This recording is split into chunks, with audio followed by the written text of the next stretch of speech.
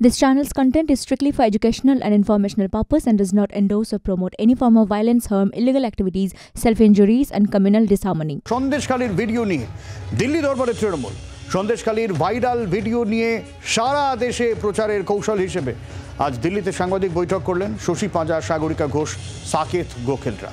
দলে নেতা নেত্রীদের বক্তব্য, সন্দেশখালীতে মূল অপরাধী বিজেপি। এই ভিডিওই প্রমাণ সব মিথ্যে ছিল। বাংলাকে বদনাম করার জন্য ক্ষমা চাক বিজেপি।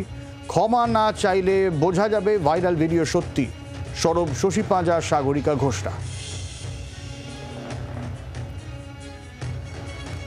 33 মিনিটের একটা ভিডিও এসেছে। এই ভিডিওটা কে করেছে? একটা স্টিং অপারেশন করেছেন একজন স্বতন্ত্র মিডিয়াকে বিলং যিনি করেন, এবং সেটা ভাইরাল হয়েছে এবং আমরাও সেটা ইউটিউব থেকে দেখেছি। আপনি ভাবতে পারেন ভারতীয় জনতা পার্টি কোথায় নেমেছে, কোন স্তরে নেমেছে, কত নিচু তল্লানিতে যেতে পারে ভোটকে সামনে রেখে। সুতরাং এইটা চলে এসছে এই ভিডিওর মাধ্যমে, যারা প্রত্যেকে অস্বীকার করছে না এরকম হয়নি, তো এরকম হয়নি।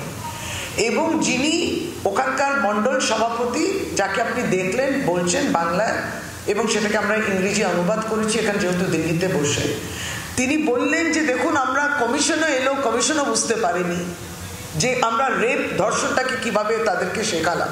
রাষ্ট্রীয় স্তরে, জাতীয় স্তরে বাংলাকে বদনাম করা হয়েছে এবং বাংলাকে এই চিত্র দেখানো হচ্ছে বাংলার সম্বন্ধে যে এখানে বোধহয় একবারে গণধর্ষণ সারাদিন সবসময় হচ্ছে, এবং যারা করেছেন এটা ভারতীয় জনতা পার্টি।